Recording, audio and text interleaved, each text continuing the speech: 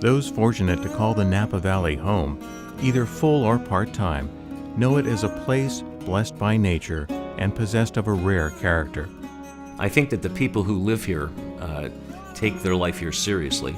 Once I retired, I came up here full-time. I had lived in larger cities most of my life, and I think there's more of a feeling of friendship here, and people take care of one another.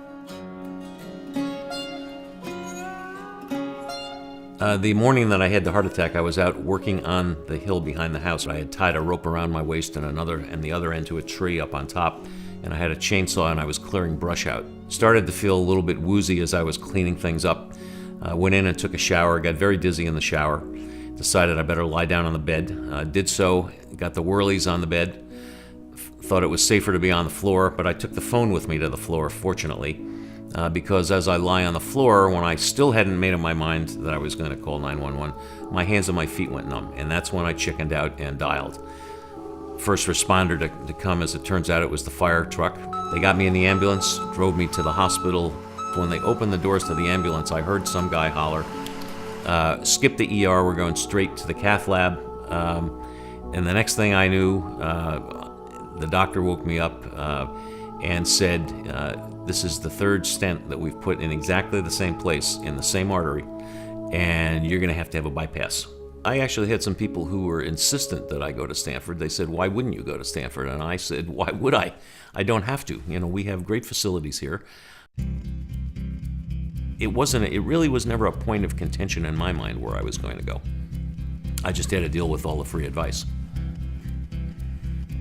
Although I was an executive in San Francisco and knew a lot of people, when I got to the hospital, I was just another guy. I wasn't really anybody special. Here, I wasn't an executive anymore, and I was somebody special.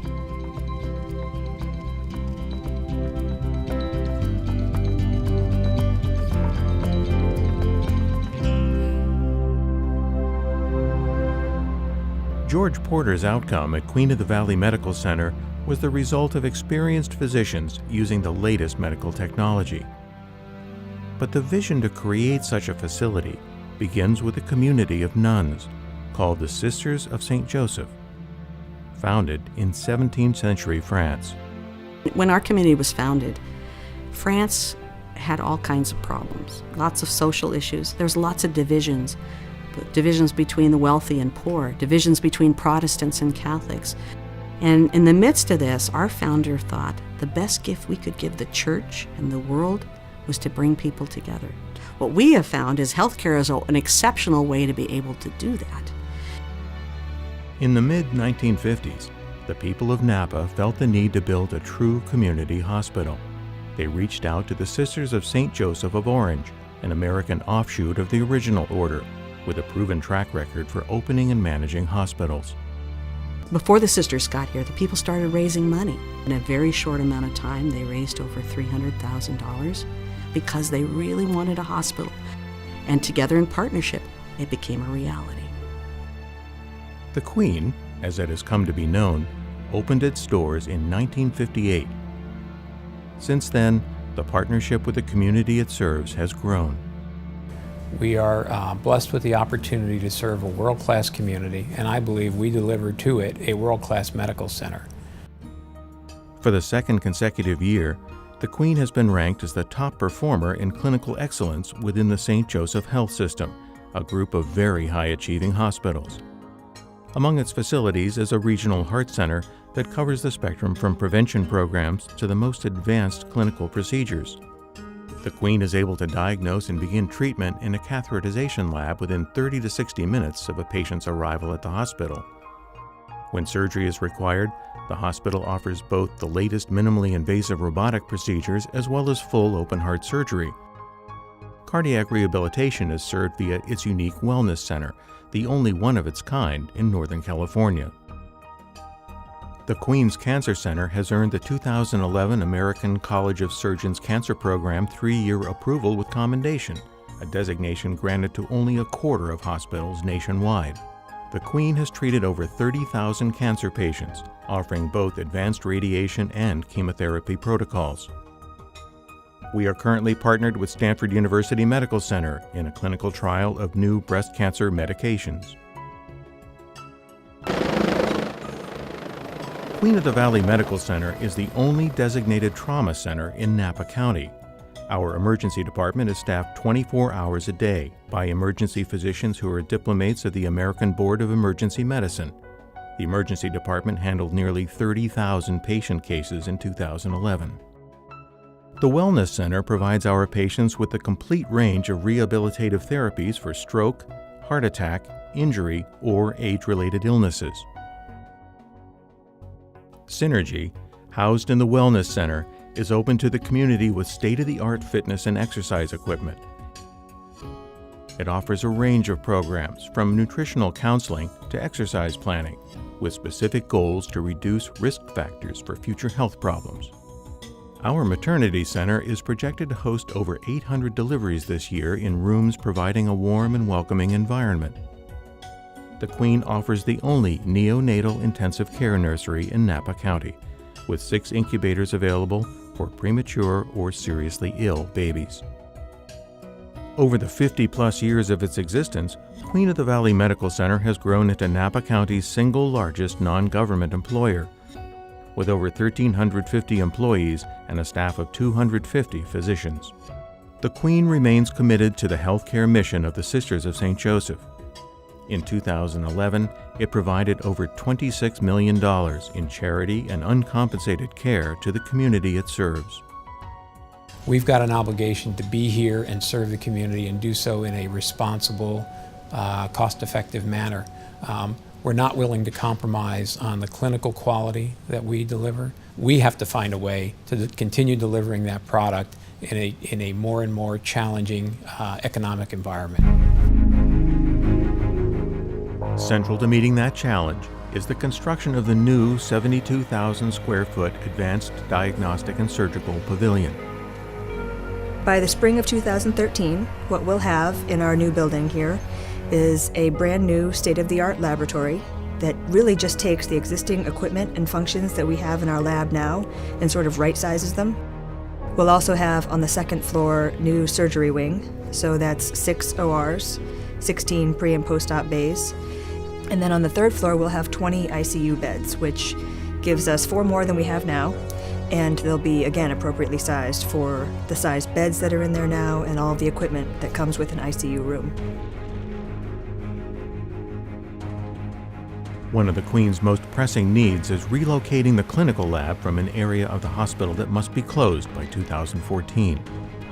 This space that we work in right now was repurposed from something else, but we've brought in almost all of the current technology that we would want to for a hospital this size, but we can't grow and we can't keep up with the new technology of molecular pathology. It's very difficult to bring on new tests that involve new machines.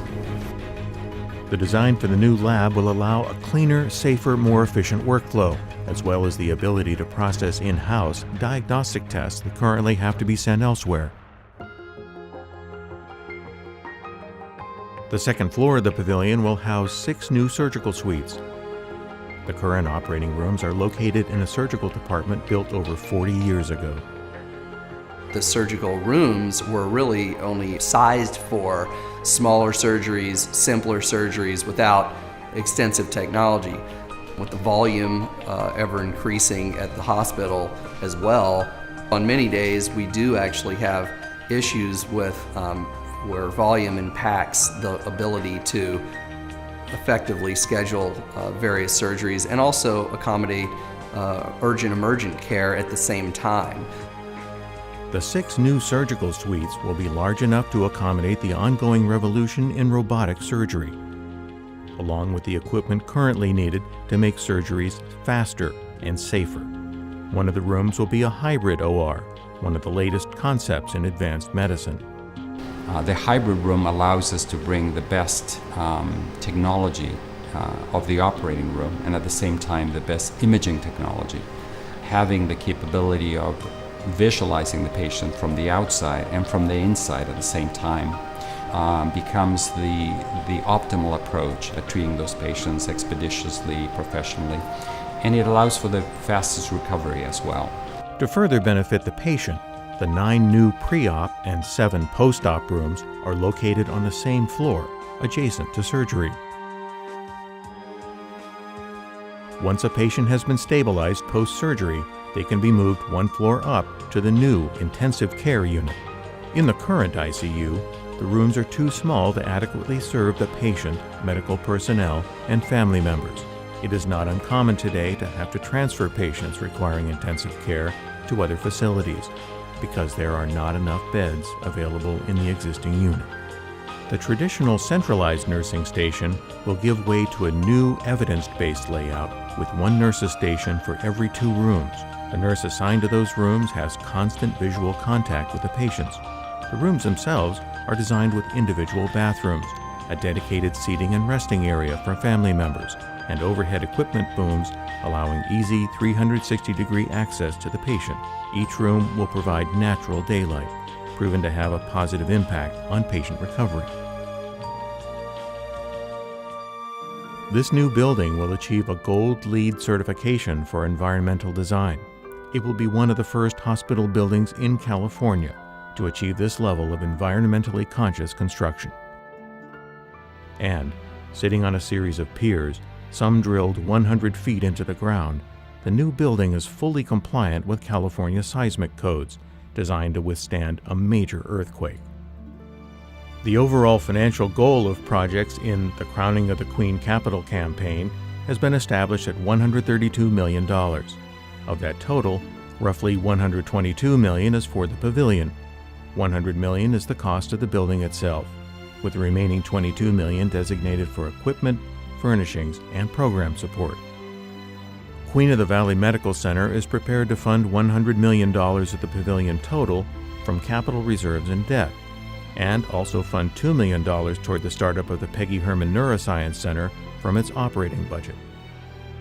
Queen of the Valley Medical Center Foundation leaders have committed to raising $30 million through contributions from philanthropically minded individuals, families, businesses, and charitable foundations. Approximately $22 million of this will help complete the construction and infrastructure of the pavilion. $5 million raised in the campaign will be added to the QVMC Foundation endowment, and $3 million will be earmarked as startup funds for the Peggy Herman Neuroscience Center. As a virtual entity, the Peggy Herman Neuroscience Center will be another jewel in the crown of the Queen's services, bringing full-time neurosurgery to the Valley and establishing a collaboration with the UCSF Department of Neurological Surgery.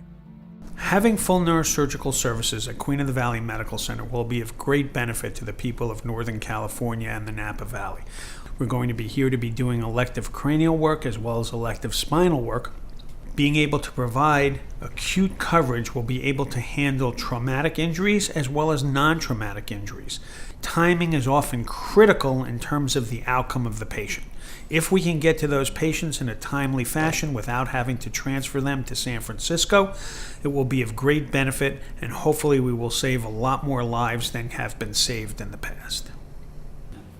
So if we're going to be able to continue providing our community with leading edge technology, with the great outcomes, with the clinical teams we have on standby 24/7, we're going to have to rely on continued support from our community. Based upon the amount of money that the Queen has been able to raise in the past, and hopefully will be able to continue to raise, that's what keeps it growing. And I think when you come here and you're part of this valley, and you have the ability to do so by giving to the Queen, by doing something to help, you're fulfilling, what I think is, the most important principle in life, taking care of your friends. And I think each of us as individuals have to have a responsibility and have to feel that responsibility to do it. And I believe the people of Napa can and will. It is an honor for me to serve on the board of the Queen. Every meeting starts with a focus on the values of dignity, justice, service, and excellence. I believe those values permeate our institution. Please join me in being generous to the Queen as we build a legacy for future generations.